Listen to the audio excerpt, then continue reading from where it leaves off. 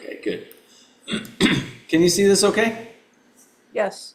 Good. Okay.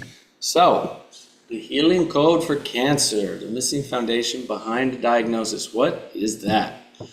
That is what I'm excited to get into with everybody today. The healing code for cancer, missing foundation behind the diagnosis. So, first of all, just let us know where you're joining in from. Many of you already have. The UK, California, Illinois, South Africa. It's wonderful. And you could write this down, or you could, if you're joining live, you can just say it out loud or type it in the chat. What's one thing you'd love to get out of today's session? What brought you here today? Prevent the return of cancer. I'm sorry, say that again? How to prevent cancer returning. How to prevent cancer returning, okay. Anybody else? Leanne, Foothills, Sierra Nevada, fear of returning cancer also, okay.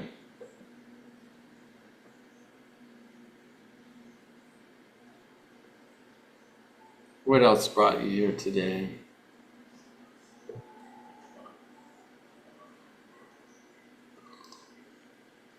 It's definitely, this is going to be related to that. It's also going to be related to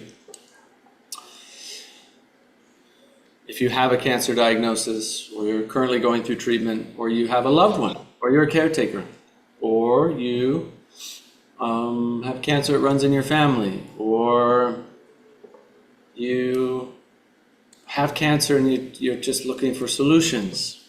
Whatever it is in relation to any of those topics it's going to be very relevant for you today. Elise says, why healing does seem to take place after many treatments. Why healing does seem to take place, does not, okay, yeah, I was curious. Why healing does not seem to take place after many treatments. Absolutely, we'll get into that as well. So, just a quick little bit about me. I'm a certified holistic cancer coach, nutrition coach, certified trauma-informed integrative somatic practitioner. I do nervous system regulation, childhood wound healing, trauma work.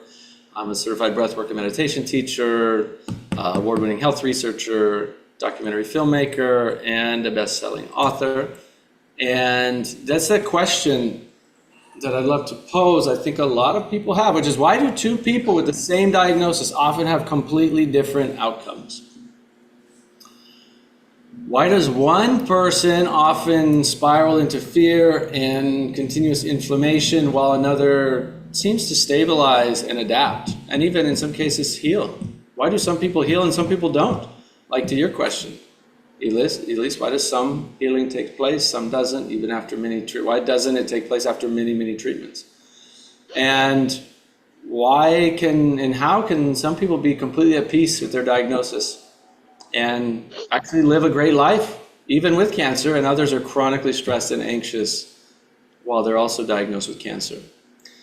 You know, when I was producing cancer, I used to put on a cancer conference in San Diego years ago. And I remember having conversations, and I've had many of these conversations over the years, but this was a big eye-opener for me. I was talking with one lady who told me cancer was the best thing that ever happened to her. And I was talking with another lady who said cancer was the worst thing that ever happened to her. And I was sitting with this complete, opposing viewpoints, same circumstances, same age woman, same background, same, just about everything. They're almost identical in so many ways. And so I started asking these deeper questions. How is that possible? How can cancer be the best thing happens to one person, the worst thing happens to somebody else? And that's actually what we're going to get into. First of all, none of this is about blame. None of it's about rejecting any treatments. It's about really understanding what's going on inside your body that's preventing you from healing, but more importantly, that causes chronic stress, it causes inflammation, and causes other physical, mental, and emotional challenges. And the person whose mindset says cancer is the best thing that ever happened to me, even though they still had cancer, versus the person's mindset who says the worst thing that ever happened to me, it came down to a complete understanding of what was going on inside of them, what the cancer was there doing for them. And as Dr. Francisco Contreras said it so famously in my documentary years ago, if you can ask what for instead of why me, it can change everything. What for instead of why me, right? Why me, it takes us into victim mentality. What for takes us into curiosity, that there's a deeper layer, there's a potential deeper purpose for this diagnosis. And we'll get a little bit into that, but before we do, I really want to address this key statement. You can write this down. Your body cannot heal efficiently while it feels chronically unsafe. Your body cannot heal efficiently if it feels chronically unsafe. And we've seen this again and again and again with all diseases, not just cancer, but all diseases. And as we go deeper into that, I want to ask you, what does stress look like in your life right now? You can chat it in, or you can say it if you're joining live. What causes you stress?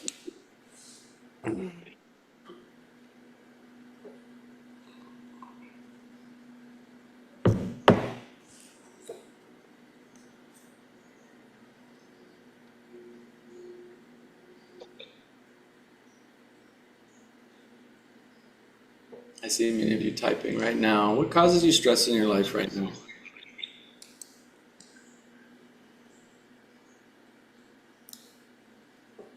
Work, Kim says work. Yeah, work can be very stressful, that's for sure. What else?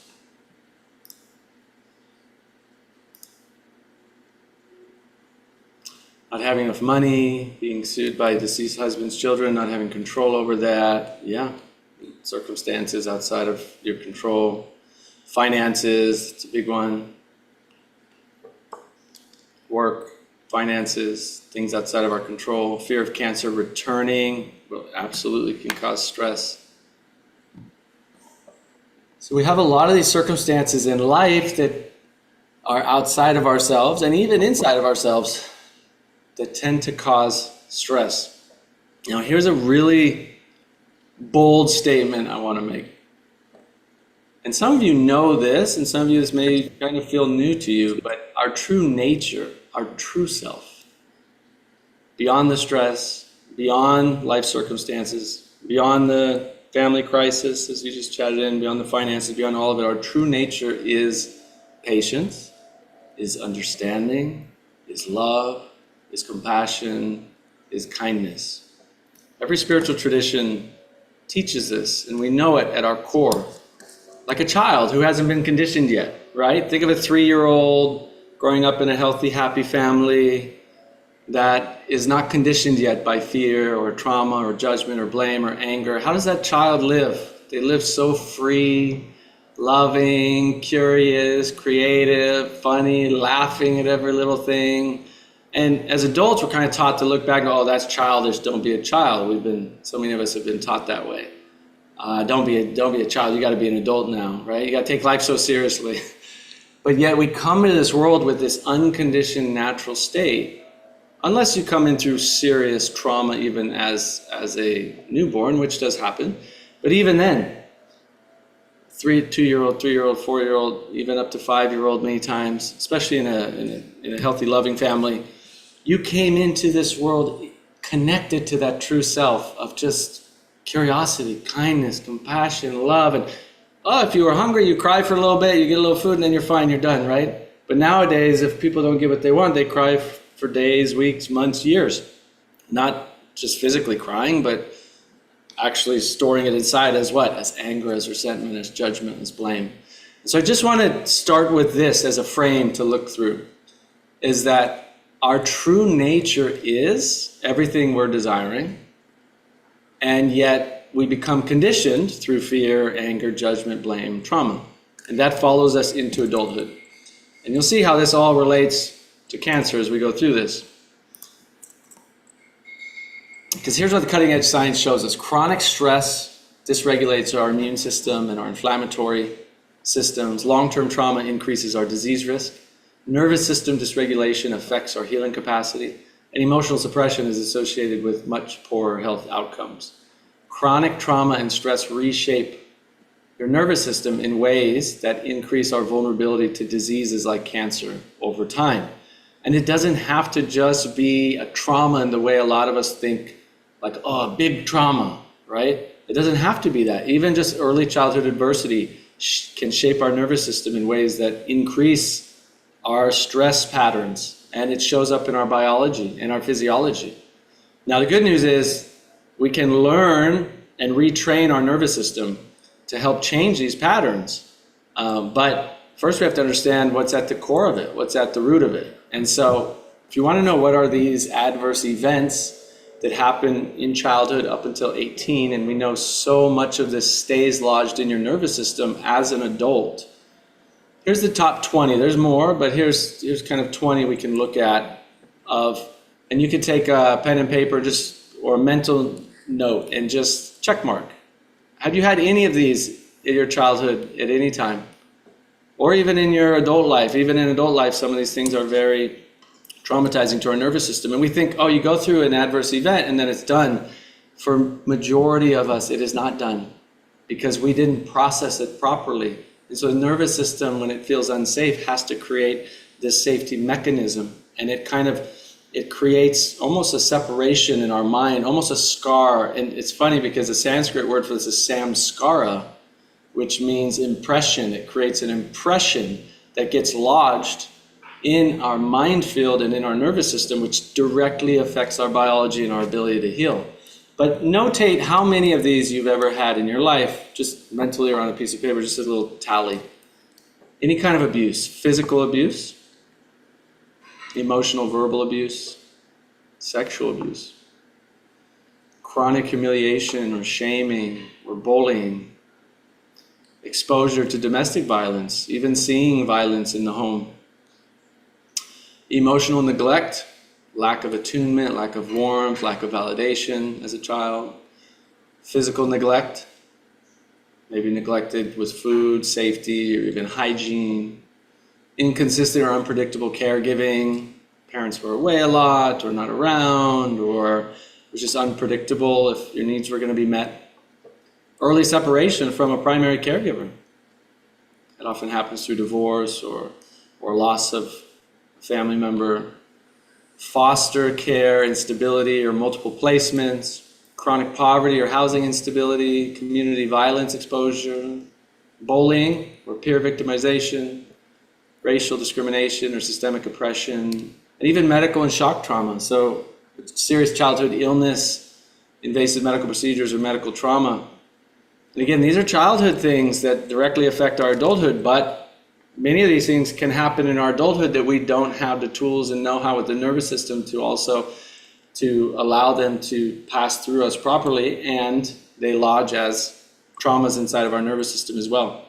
So just keep track of how many check marks you have.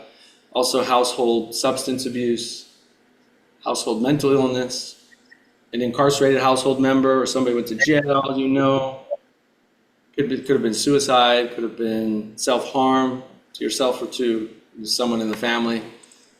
High conflict parental relationships, so parents fighting a lot. Anybody have a lot of parents fighting or loved ones fighting around you? Or divorce or separation, or especially high conflict separation. So just tally how many check marks you have, and you can put them in the chat if you'd like. And yeah, Helen's saying, feeling trapped and angry, I think I'm a bad person. Yeah, that's part of it, is a lot of these things lead us to self-blame and shame, and that's affects our nervous system, which affects our immune system, which affects cancer showing up in our body. And that's what we're going to get to, is how to move beyond that blame. Yeah, 3 marks, 4 marks, 1 mark. Yeah, I don't think there's anybody alive. I haven't met anybody yet, other than maybe a fully enlightened being that doesn't have 1, 2, 3, 4, 5, 10 of these in their life. 3, 1, 4, 3. Yeah, exactly. It's very common. So here's what that early childhood adversity does to our human body throughout our adulthood.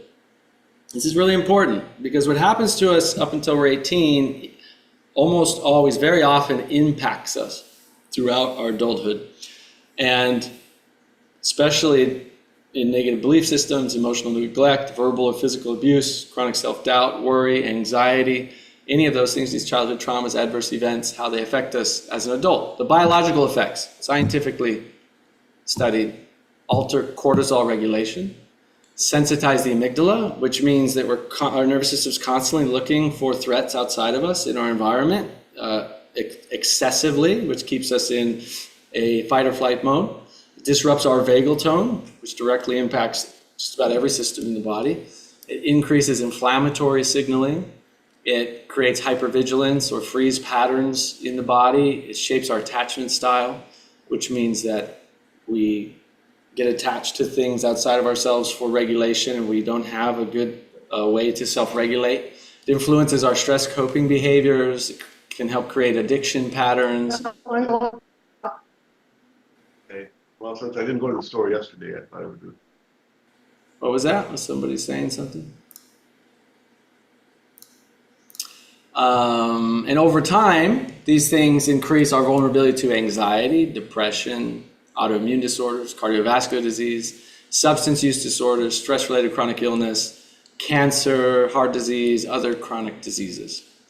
So we know, even according to the Mayo Clinic, stress is widely considered the leading driver of primary care visits, suggesting up to 90%, 75 to 90% of all doctors' office visits are related to stress-related ailments. See, chronic stress impacts nearly every bodily system and contributes to all of these diseases: high blood pressure, anxiety, heart disease, cancer. And it all starts from the childhood. I want to show this short video, and actually, let me stop sharing and then share again so the audio is good. And then we'll talk about it briefly. I think it's like 2 minutes. Okay, that should be better.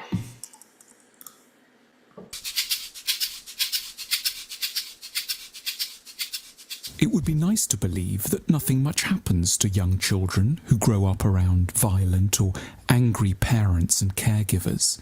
It would be so nice to believe that they could simply brush off their experiences and keep an unblemished faith in life and in themselves. But the more psychologists have studied children, the more they've realized something extremely daunting: that we are all, in fact, hugely susceptible to the moods of the people around us. Expose people to violent tempers early on, and the scars can last a lifetime. At the University of Washington's Institute for Learning and Brain Sciences, psychologist Professor Betty Repaccioli and her team have carried out a riveting experiment to show what can happen to a sensitive child, that is, to every child, who comes in the vicinity of a raised, angry voice. Watch how this 15-month-old boy responds. What's inside your box? Okay, I want to set this up for you real quick. So you'll see this boy this woman across the table, the therapist basically just hands him a box and just lets him play whatever he wants to do. And you'll see, all she does is hand it to him, and he immediately goes into curiosity, right? Then a woman is going to come in, and she's going to have a loud voice, not even yelling at him, but yelling at the lady. They're going to have an exchange. And so watch this boy now in his natural state, and then watch what happens after there's a heated exchange just in his presence.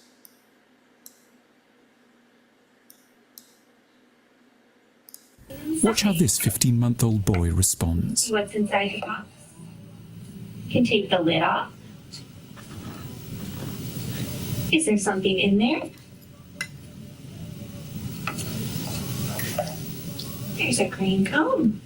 I'm going to put it back inside the box. In a safe environment, a child is free to explore joyfully. But when there is some kind of danger, represented here by a so-called emoter, curiosity quickly gives way to fear.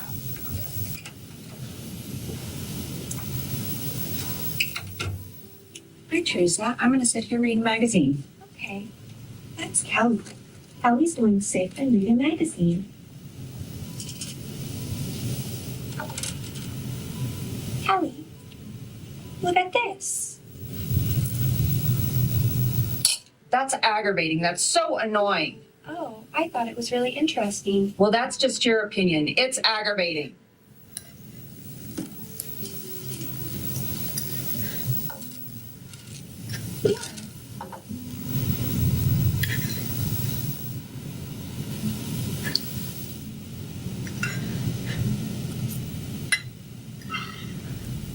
This 15-month-old was lucky. He was sitting on the lap of a loving mother and was quickly comforted. But many of us are less fortunate, and it's life itself, rather than just a pink set of beads, that we have, as a consequence, grown too frightened to explore. We should show ourselves immense compassion and strive with all our intelligence to create a world in which there might henceforth be a lot less rage and fewer cowed, traumatized children. Okay. What did you notice there? What stood out to you? Key takeaways. You can chat it in, or you can unmute yourself and share something. You need to get out of that.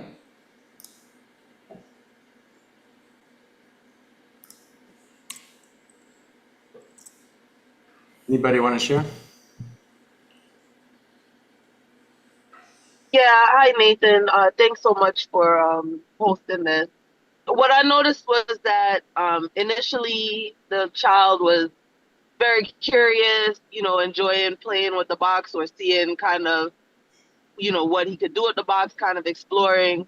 And once the emoter came in and, was aggressive to the other person, he just kind of watched them.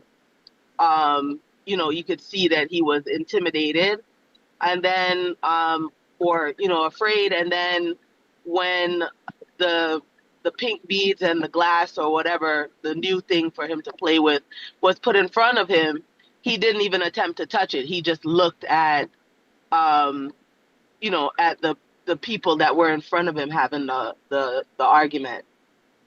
So I see that it kind of froze him. Yeah. Yeah, that's absolutely. That's a great observation. Helen's saying the child did not explore afterwards. Chrissy said child becomes quiet and withdrawn. Chris says he was afraid.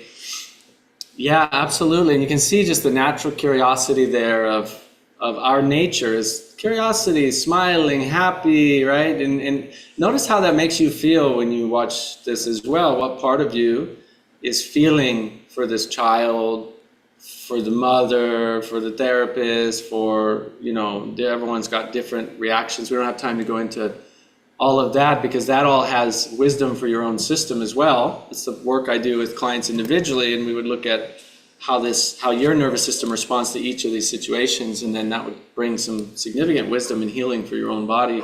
But how this, just another person coming in and in front of him, not even towards him, but raising her voice briefly in a moment of seemingly some anger towards someone else, and all of a sudden he shifted, right? Now, that one moment is not going to traumatize this child for the rest of his life.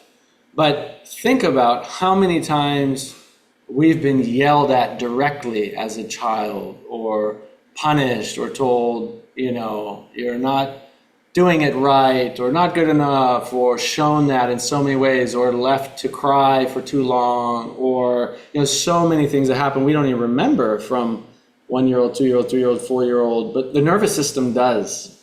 I just had work with a client a couple days ago, and his nervous system brought up all of these deep-rooted memories from 1 year old, and it's all this trauma that's stored in there, and so we're getting to the root of it and actually helping his system start to heal from that.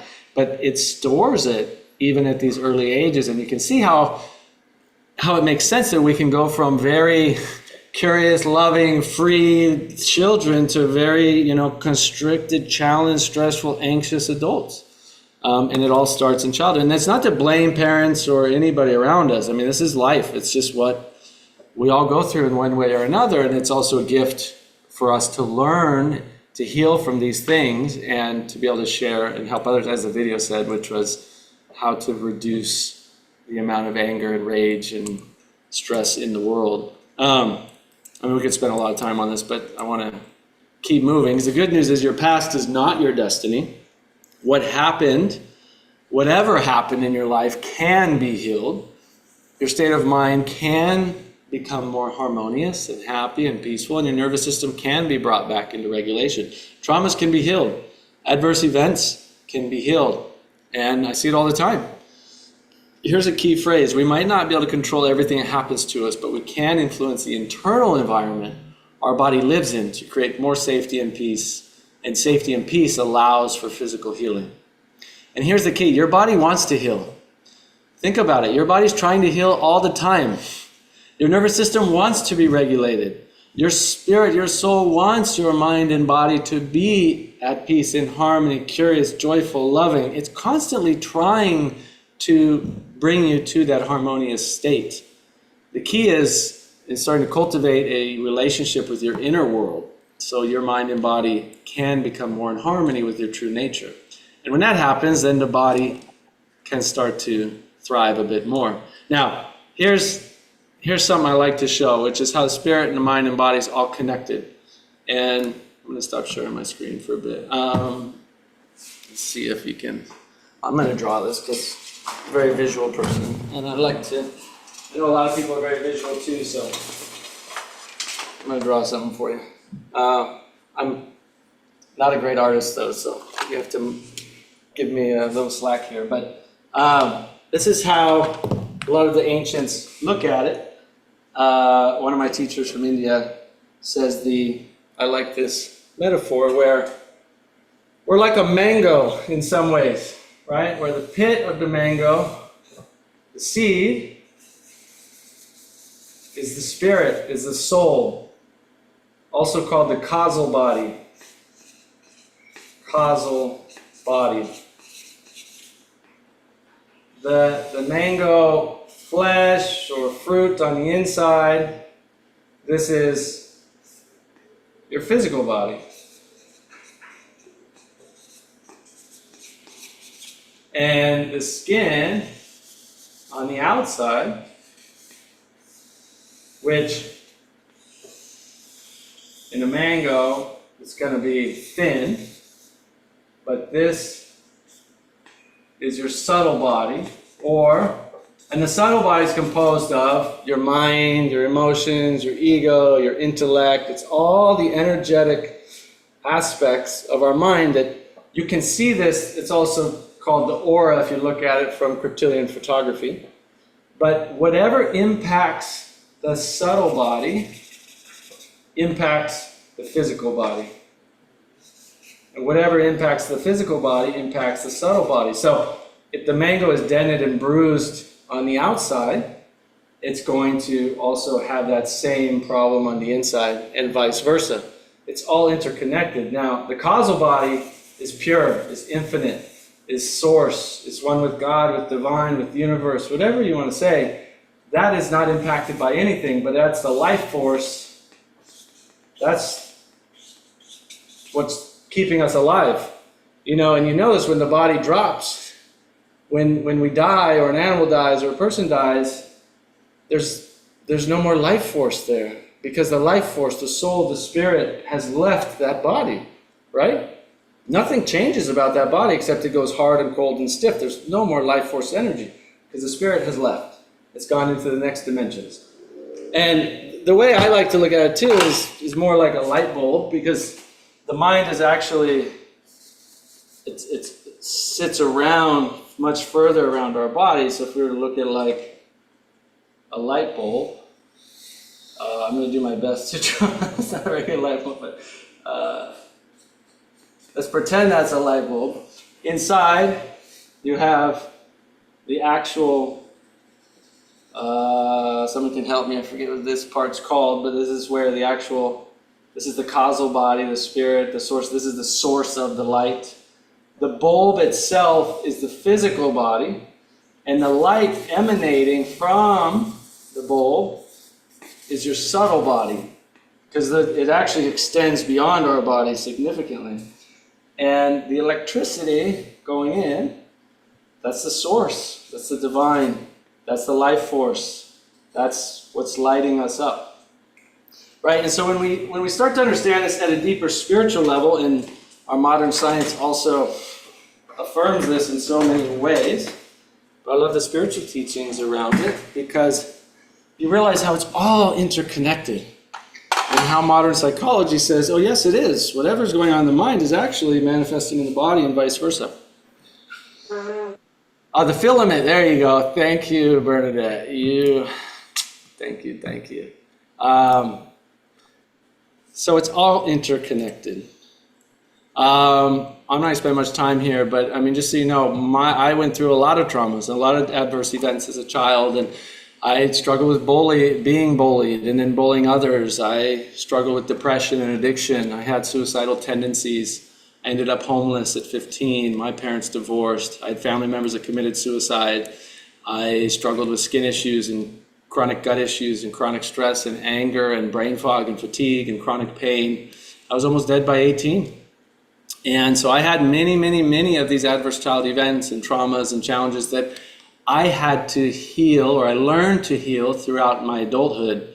That took time, but also took the knowledge and the skill set and the coaching and the guidance to be able to do it. And over the last 20 years of healing and helping others, I've been able to support people in their own healing and awakening and spiritual journeys through best-selling books and documentaries and conferences and mastermind groups with top health professionals in the world. And even then I've gone out and teach health and wellness to kids and to people of all kinds. I study with many spiritual masters in many different traditions. And so what I'm sharing is not like my own, like I own any of this. All of this that comes from me is through lived experience and the wisdom and guidance from so many masters and great teachers and great people in my life that have supported me along the way. And some of the things that have come through me through the process to be able to serve and help others. And I'm not special. I'm not like, there's a lot of people who have worked with me who have had a lot of great results and who say that the work I do is very powerful and empowering and helping a lot of people. But I just want to say I'm not anything special. We all have 99.9% the same DNA, in fact. We all have minds, we all have bodies, we all have spirits, we all have emotions, we all have traumas of some sort, and we all can get better. And your true self wants to support you in your own healing. So the fact that I've been able to heal from so many of these things and change my life and live really a great life and help many others, it's not because I'm special or better than anybody. It's the tools and many of the things that I'm sharing with you and the knowledge and support and the guidance. After I did a lot of research into helping people heal and working with thousands and thousands of patients, along the way I learned from people like Candace Pert and Bruce Lipton around the mind-body connection and the cellular biology of belief and how these things actually impact our biology and our physiology. And when we get to the root of it, and we look at psychoneuroimmunology and how the nervous system impacts the immune system and impacts our ability to heal, it is so powerful and so profound. And I love how our ancient wisdom keepers already knew this. We can go back 2,500 years into the Yoga Sutras where they talked about samskaras, where they talked about healing emotionally and how it's related to the physical body and how repeated thoughts become our tendencies and repeated tendencies become our habits and our repeated habits become our character, right? And these impressions and samskaras, these limiting beliefs, these traumas, these childhood adverse events, they shape our future and everything about our physical well-being, emotional well-being. And so ancient wisdom meets modern science is kind of how I like to work with clients. And modern psychology confirms the same pattern. Adverse events happen. We have a nervous system response. In response, very often that lodges into our nervous system and our mind to try to create it has to hold on to it because we don't know how to process it mentally, emotionally, spiritually. Our brain releases neuropeptides and inflammation. Then we have mental and emotional adaptations to try and adapt to that trauma we went through, to try and make sense of it, which leads to limiting beliefs, which those limiting beliefs lead to, see, I call them borrowed beliefs because anything that's borrowed is meant to be returned to its source. So once we realize what they are, then we can return them. But they do serve a purpose for a certain amount of time. Those lead to what I call binding behaviors. And then those lead to all kinds of chronic health conditions in our life. So I'll give you an example. The outcome is let's say you have chronic inflammation, chronic pain, you have cancer, whatever it is. Underneath the disease are the behaviors that drive the disease. And then you have the beliefs that drive those behaviors. And then you have the mental emotional adaptations that drive the beliefs. And you have the nervous system responses that drive those beliefs, that drive those mental emotional adaptations. And then at the core of it, you have that original trauma or adverse childhood event or series of events that impacted the nervous system. So this is just how it works. It's not, there's no blame, there's no shame, there's no guilt, there's none of that is part of this process. It's just, this is how it works, and it's designed actually to keep us safe, to keep us feeling safe so we can keep moving forward in life. Otherwise we'd completely shut down and just die. So it's actually a very intelligent design, and people think, oh, this is wrong. No, it's not. This is an intelligent design to allow us to keep moving forward in life.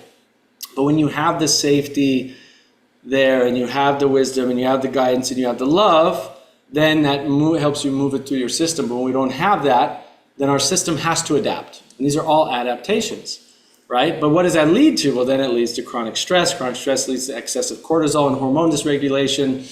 That leads to immune system suppression. Immune system suppression is a perfect environment for cancer, pain, autoimmune disease, heart disease, chronic inflammatory conditions, etc.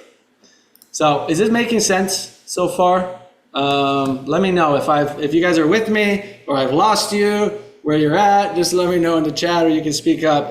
Are you following along? Is it Leanne says with you? Okay. Yeah, I want to make sure that this is helpful and it's making sense, because and I want to spend time on this, because when you really get this, then you can be empowered to actually do something about it. Until you fully get this at its root, you're just chasing. It's like the analogy, I mean, my dog's right there, is like chasing her tail. Like we just chase our tail after the next supplement, the next red light therapy, the next thing. And those are good, they're helpful, but they're 20%. If we don't focus on the 80% of nervous system regulation, we're missing 80% of our own healing. So yeah, with you, Julie. Thank you for the thumbs up. Alicia says yes. Okay, good. And so let's see. I think this is a short video. Do we have time for this? Stress is Okay, so basically the video is just showing what I just talked about, how stress, this is the science behind how it actually impacts our immune system and what's happening. So we'll watch a little bit of it. I don't think we have to watch the whole thing. feeling we all experience when we are challenged or overwhelmed. But more than just an emotion, stress is a hardwired physical response that travels throughout your entire body. In the short term, stress can be advantageous, but when activated too often or too long, your primitive fight or flight stress response not only changes your brain, but also damages many of the other organs and cells throughout your body. Your adrenal gland releases the stress hormones cortisol, epinephrine, also known as adrenaline, and norepinephrine. As these hormones travel through your bloodstream, they easily reach your blood vessels and heart. Adrenaline causes your heart to beat faster and raises your blood pressure, over time causing hypertension. Cortisol can also cause the endothelium, or inner lining of blood vessels, to not function normally. Scientists now know that this is an early step in triggering the process of atherosclerosis, or cholesterol plaque buildup in your arteries. Together, these changes increase your chances of a heart attack or stroke. When your brain senses stress, it activates your autonomic nervous system. Through this network of nerve connections, your big brain communicates stress to your enteric or intestinal nervous system. Besides causing butterflies in your stomach, this brain-gut connection can disturb the natural rhythmic contractions that move food through your gut, leading to irritable bowel syndrome, and can increase your gut sensitivity to acid, making you more likely to feel heartburn. Via the gut's nervous system, stress can also change the composition and function of your gut bacteria, which may affect your digestive and overall health. Speaking of digestion, does chronic stress affect your waistline? Well, yes. Cortisol can increase your appetite, It tells your body to replenish your energy stores with energy-dense foods and carbs, causing you to crave comfort foods. High levels of cortisol can also cause you to put on those extra calories as visceral or deep belly fat. This type of fat doesn't just make it harder to button your pants. It is an organ that actively releases hormones and immune system chemicals called cytokines that can increase your risk of developing chronic diseases such as heart disease and insulin resistance. Meanwhile, stress hormones affect immune cells in a variety of ways. Initially, they help prepare to fight invaders and heal after injury, but chronic stress can dampen the function of some immune cells, make you more susceptible to infections, and slow the rate you heal. Want to live a long life? You may have to curb your chronic stress. Okay, we'll pause it there, because I think you get the point that stress, anxiety, these experiences we have, anger, resentment, judgment, blame, every single time you can see how it's affecting every part of our body. It's all interconnected. And the key is, people go, okay, just stop being stressed. And you go, yeah, right, right? You hear that all the time. Yeah, just be cool, just be calm, don't be stressed out. It's like, okay, well, why is it so difficult? Why is that so difficult? You know it, but then something triggers you and you get angry. You know you should be more calm and you know you should be more peaceful, but then what?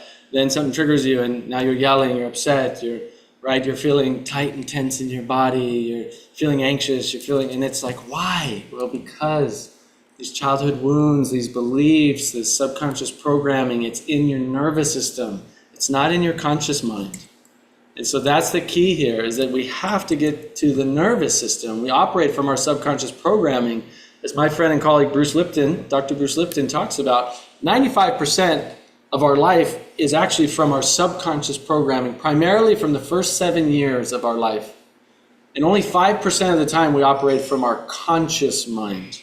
So 95% of the choices you're making, the beliefs you have, the thoughts you have, the actions you take, is coming from the subconscious mind. Roughly, there's not hard science saying it's 95% for everybody. There's a lot of modern neuroscience that says, yes, majority of our life is run by our subconscious, and that is directly connected to our nervous system. So what can we do about it? Obviously we want to get into solutions here. The good news is your nervous system can be retrained, and we can heal from chronic stress and then get our body into a state of self-healing.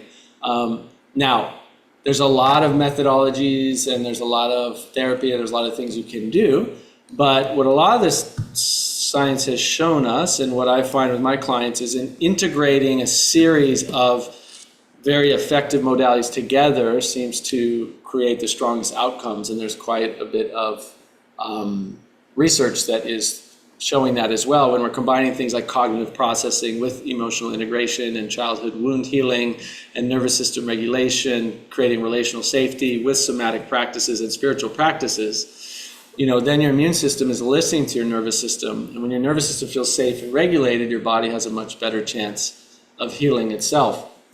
And we have to get the body out of that survival mode. You can just glance at this and how's your nervous system dysregulated? Well, do you ever have a rapid heartbeat? Do you ever have shallow breathing? Do you feel anxiety? Do you feel irritable, feeling on edge? Do you ever feel impatient or overwhelmed? Do you have behavior patterns that show up like overworking or controlling or perfectionism or addictive coping for food, alcohol, scrolling, sex, gambling? You have difficulty slowing down. You have fatigue, but you can't relax. You have frequent headaches, poor sleep, maybe chronic fatigue, low energy, digestive slowing, maybe brain fog, numbness, depression, hopelessness, disconnection, procrastination, isolation. Right? These are all symptoms of a dysregulated nervous system. And many people oscillate between anxious and exhausted, and then overdrive and collapse, and then hypercontrol, and then shut down. It's this oscillating dysregulation, and it's very common with someone who has cancer, or high achievers, or caregivers, or trauma survivors. This is the common pattern that we see, and we know it's disrupting and regulating all of these physiological and biological components in our body. So if you're like, well, none of that explains me. Well, here's some subtle signs people don't recognize. You can't sit still in silence, or you feel unsafe relaxing, or you get startled easily, or you feel like you need constant stimulation, or you overreact to small stressors, or you feel guilty resting, or even you feel uncomfortable receiving help, right? If you've been living in this chronic dysregulated nervous system state for years, your body probably doesn't even remember what safety feels like. And again, none of this is weakness. It's protective wiring, but protective wiring can be retrained. So I want to do just a quick 5-minute nervous system reset together, just so you can kind of feel the difference here. So sitting comfortably if you can. I see some of you walking outside, and if you can, take a seat just for a minute. I don't see anybody driving. If you are driving, you can do this with your eyes open. We'll just take a few minutes here and just, first of all, just feel your body right now, and what do you notice? You feel like you're in any of those states we were talking about?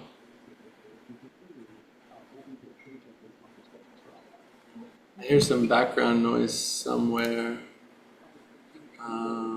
Can we mute? Just pay attention to your body right now.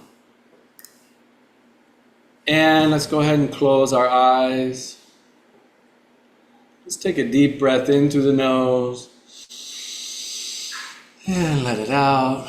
Long, slow out breath through the mouth. Take another deep breath in through the nose. And let it out through the mouth.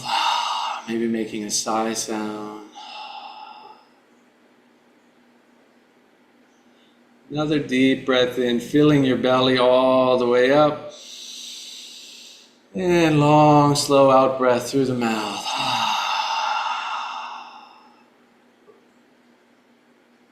See if you can feel your shoulders relax just a little bit.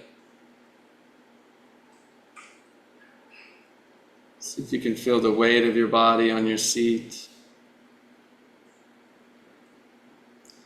See if you can return to just a gentle, simple breath in and out through the nose.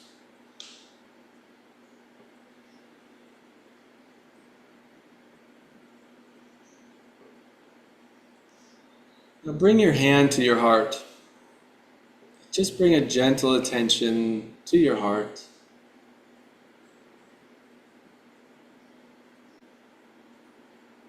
Maybe just try even smiling at your heart a little bit, like kind of you're greeting an old friend. Maybe you can even see or sense your heart smiling back to you. Just keep a gentle attention on your heart. Breathing into your heart and letting it go. And as you're continuously focusing on your heart, bring up somebody you're grateful for in your life. Bring that person into your heart and just feel a sense of gratitude for them.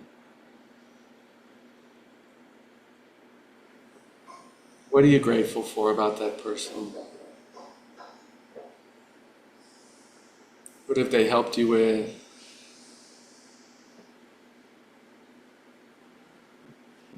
What have they supported you with?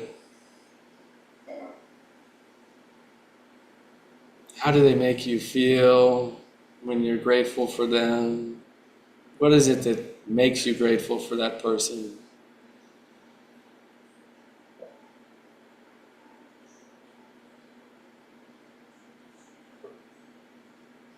Keep that person in your heart, feeling a deep sense of gratitude for them.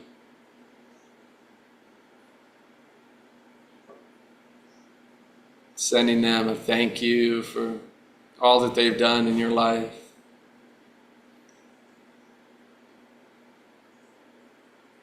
Now let that go. And let's bring up an experience or circumstance in your life that you're grateful for.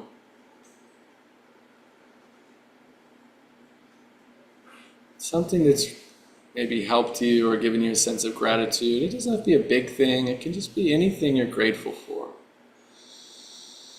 Could be something simple, could be something big. Just what pops in your mind that you feel just grateful in your life.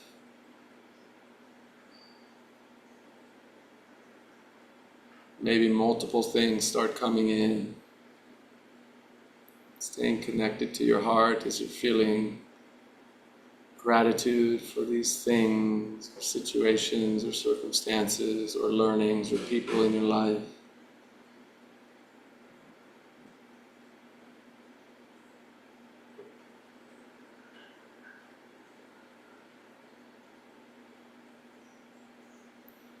And now let that go. And taking one more breath in. And relaxing, letting it go. When you're ready, you can open your eyes.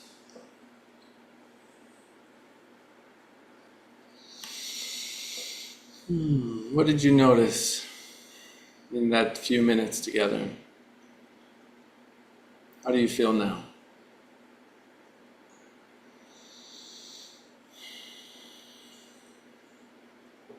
Leanne says that calmed my nervousness. Yeah, beautiful.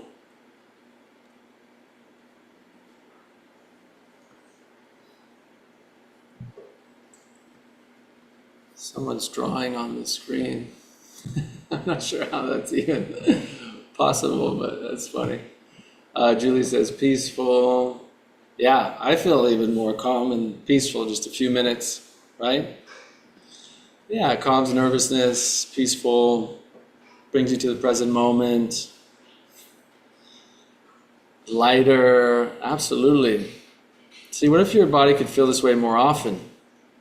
You know, what if your nervous system could feel safe and calm more often? Imagine what it would do for your body to be able to heal itself. Imagine what it would do for your mind. Now, this is just a very simple, small shift, and you can do this every day. You can do it a few times a day, and it'll help. It'll help you bring you to that lightness and peacefulness and calmness.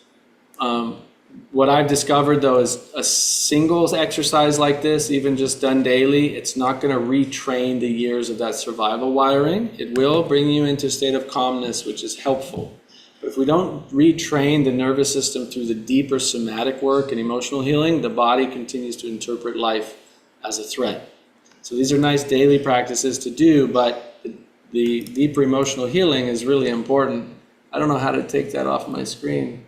What is that? Someone drew something. That's funny. I didn't even know you could draw on here. It says Helen drew those lines. I don't know if you know how to erase that. Definitely, Helen says definitely calmer. Yeah. Yeah. So, I mean, the question is, what's your nervous system protecting you from right now? Is it loss of control, fear, grief, being vulnerable, slowing down, burdening others, fear of the unknown? So many things for so many of us. But you can retrain your nervous system. And, I've developed a process that incorporates 12 different powerful, gentle, effective modalities, both from ancient wisdom and modern psychological and somatic practices that help get to the root cause of our adverse events, our childhood wounds, our negative beliefs, and our behaviors that can help completely rewire and regulate our nervous system so our body can actually have a chance at healing themselves.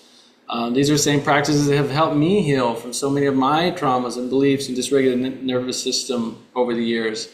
And really it can help us feel more inner peace, inner freedom, and even lead us to more self-realization. Sorry about your screen. I don't have a clue how I did that. Yeah, I don't know either. I'm trying to look at how. Maybe, Patricia, you can help us figure out how to get the... It's okay, Helen, by the way. It's totally fine. But maybe you can figure out... Oh, here we go. I got some drawing tools. Maybe I can erase it. Ah, ta-da. See? There's always a solution.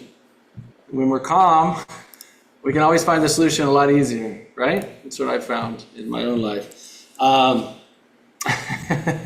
Yeah, no problem.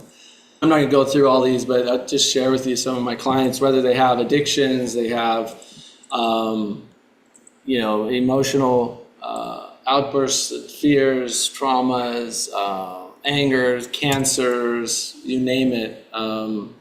The amount of just deep peace and ability to shift from fear to focus, and ability to heal these traumas, and ability to go into the deeper emotional work.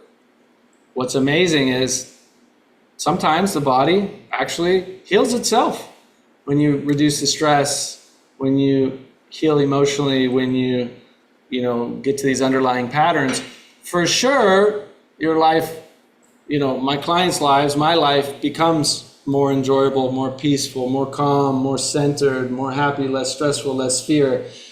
And when we're in that state, the body is much more equipped to be able to heal itself. And these are some people who followed my work over the years, who've worked with me, who some of them are cancer-free. And that's not my promise. My promise is not, oh, you work with me or you do emotional healing and your cancers go away. No, my promise is we're going to look at what are these emotional patterns, where does this come from? We're going to get to the root, and you're going to have big ahas and breakthroughs and deeper emotional connection and nervous system regulation, so that your body can be significantly more equipped to be able to heal itself. And so I call this process the awaken process. Clients report reduced anxiety, better sleep, less stress, less emotional overwhelm, more self-awareness, more self-improvement. It's not replacing treatment. I'm not claiming to cure anything. There's no blame. There's no shame. We work together with your nervous system through trauma-informed somatic practices that actually the wisdom's inside you. I'm just a guide and a coach that helps your system guide us to what it needs.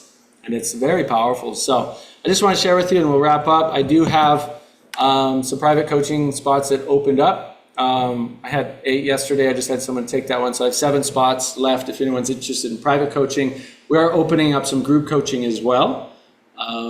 And I generally recommend at least 6 to 12 sessions to start. Usually clients are seeing some pretty noticeable results within the first 1 to 3 sessions.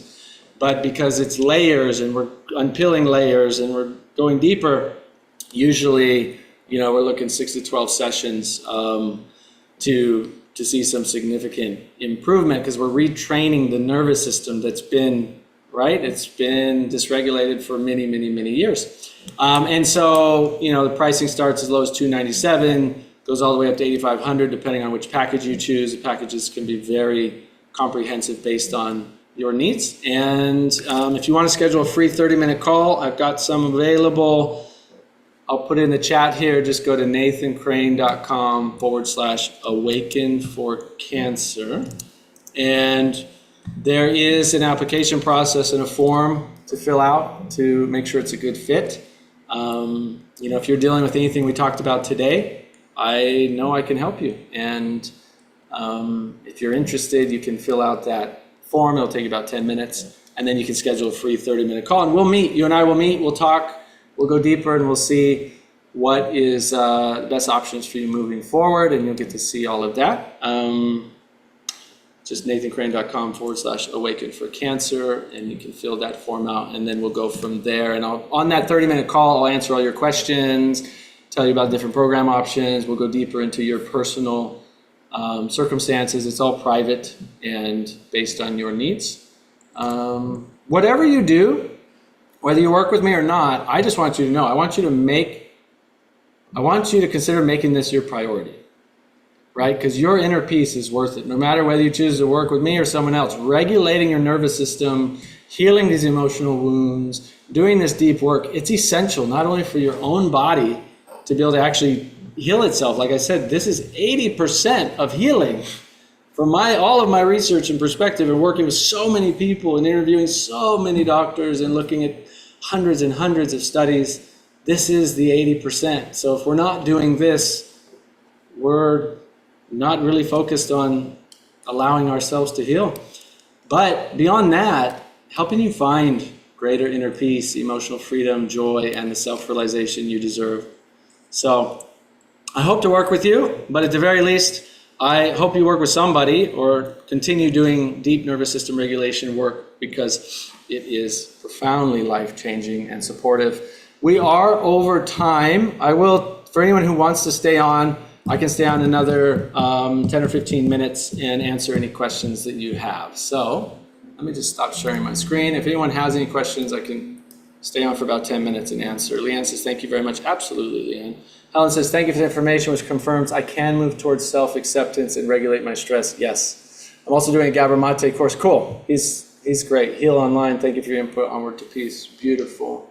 Thank you, Helen. That's great. Bernadette says, sometimes the body cannot, however, the body cannot heal, but the person is more at peace to accept that this body that carried them on a journey in this realm is coming to their final limit, so they feel more at peace to go forward to the next soul journey that we do not know much about. This was my husband 2 years ago after battling pancreatic cancer for a year. It's true.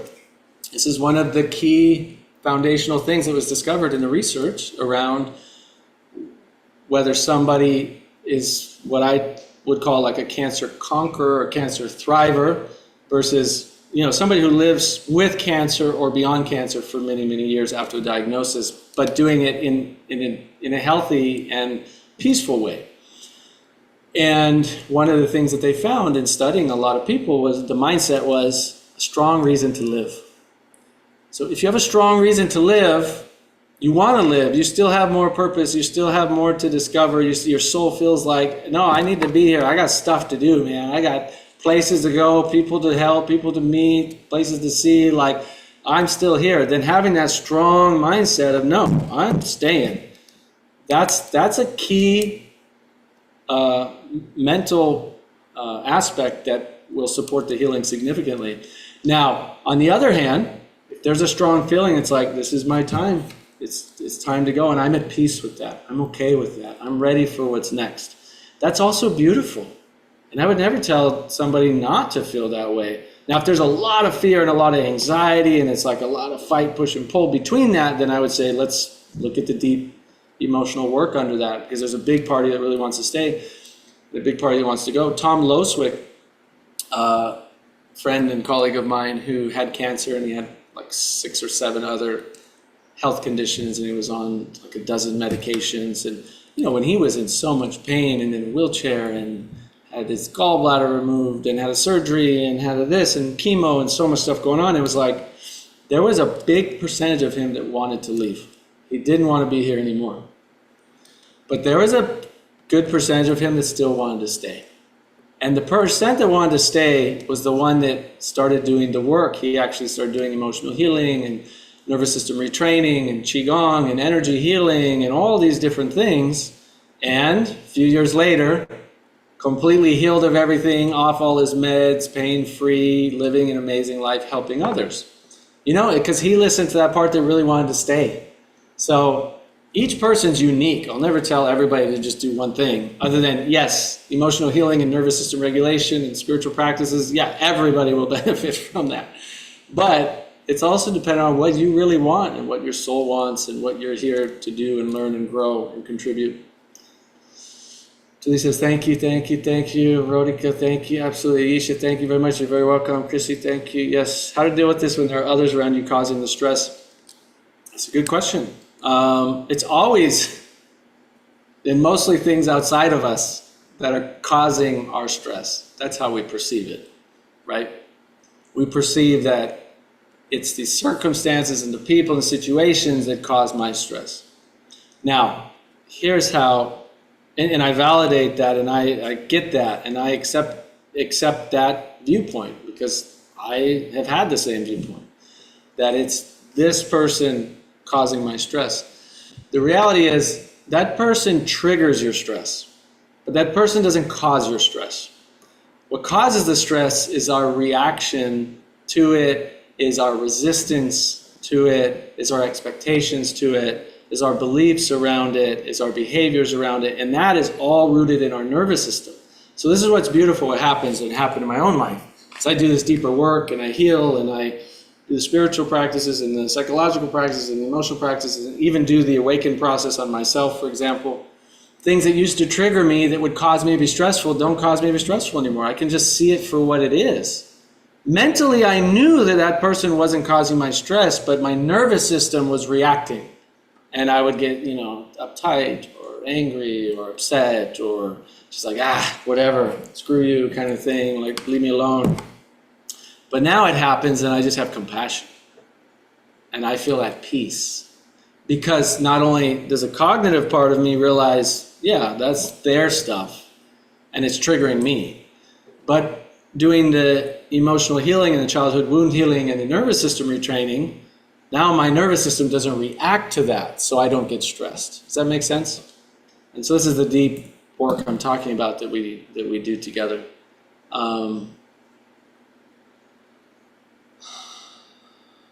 Wow, yeah, Bernadette, I can imagine that was very difficult to lose your husband that way.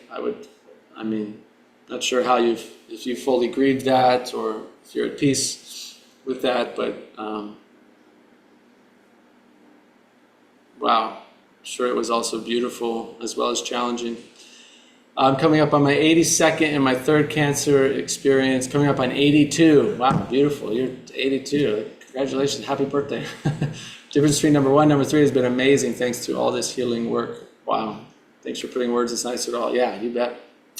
Ayesha, yeah, thank you. Yeah, absolutely. Okay, we'll end it there. I know we're a little bit over time, but thank you so much. If you do have, it's hard. You have a 12-year-old who you have to move on in life for. Yeah, I'm sure that makes it challenging. I would guess. I don't know. If I was working with you, we would start to look at that and start to look at the parts of you that see it as hard and the parts of you that, feel like you have to move on, and where's that confliction happening in your nervous system, and we start to get to the root and understanding of that. This work is all about understanding what's going on in your body and your nervous system and creating a relationship and then starting to integrate, and that creates the healing. And it's never about trying to get rid of anything, actually, because the more we try to get rid of stuff, we push it away. The harder you push, the more you attract it to you, actually. So it's actually bringing in true self energy. It's bringing in awareness and presence. It's bringing in connection, and that creates healing and integration. And so we would look at all of those parts, and we would start to understand it more and start to create some compassion and healing around it, and use a number of different modalities that really help with that. So I have compassion for you for sure, and knowing that, all of these challenges we go through can be life learning opportunities, can be awakening moments, can be opportunities for us to heal ourselves and in turn be able to support those around us. So we'll wrap it up there. Thank you so much. If you have more questions, just email me, and I will probably do this again, maybe next week even. So if you have more questions or want to come again or share this with anybody, we should have a replay to send out too in case you missed anything. So wish you all so much health and happiness. Many blessings.